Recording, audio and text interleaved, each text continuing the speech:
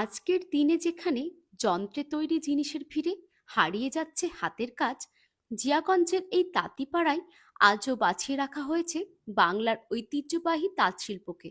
এখানে প্রতিটা শাড়ি বোনা হয় হাতে, যত্নে, মমতায় আর অভিজ্ঞতায়।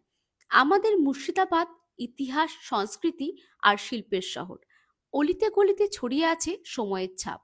নবাবী আমলের রাজপ্রাসাদ, প্রাচীন কাঁসার কাজ আর এক অনন্য ঐতিহ্য তাঁতশিল্প। এই শিল্পের অন্যতম ধারক ও বাহক ধরিয়া ফ্যামিলি।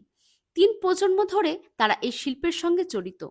বিশ্বজিৎ ধরিয়া, প্রসেনজিৎ ধরিয়া শুধু ব্যবসায়ী নন, তারা বাংলার তাঁত শিল্পের একনিষ্ঠ সাধক। ধরিয়া ফ্যামিলির অবদান অনস্বীকার্য।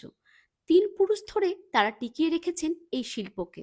আজকের দিনে যেখানে যন্ত্রে তৈরি জিনিসের ভিড়ে হারিয়ে যাচ্ছে হাতের কাজ, সেখানে তারা হাতে বোনা শাড়িকেই তুলে ধরছেন গর্বের সাথে।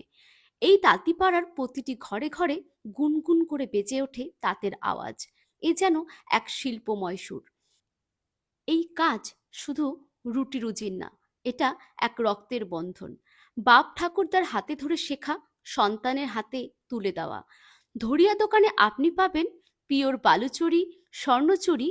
বালুচুরির আসল সৌন্দর্য শাড়ির গায়ে বোনা হয় রামায়ণ মহাভারতের কাহিনী। যেন প্রতিটি শাড়ি এক একটা ক্যানভাস, যেখানে গল্প বলা হয় সুতো দিয়ে।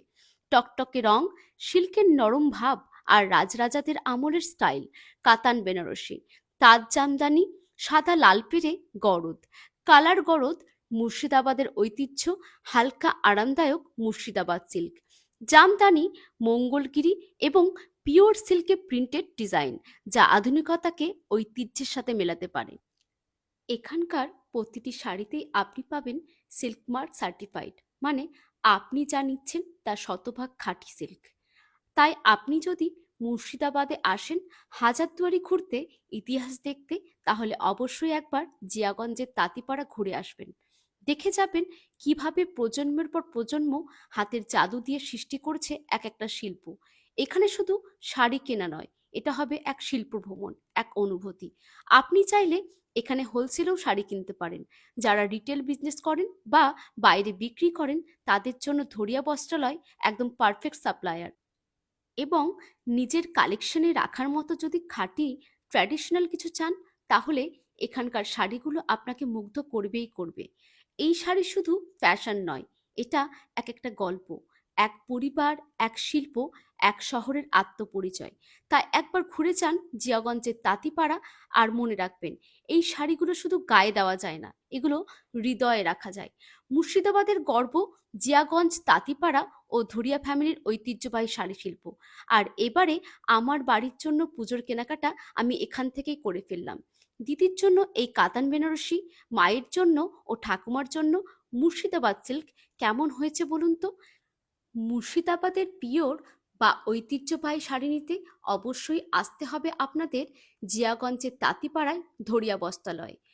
যদিও বা তাঁতিপাড়ার অ্যাড্রেসটা সকলেই জানেন, তবুও আপনাদের সুবিধার্থে বলে দিই, বহরমপুর থেকে আপনি কিভাবে জিয়াগঞ্জ তাঁতিপাড়া আসতে পারেন।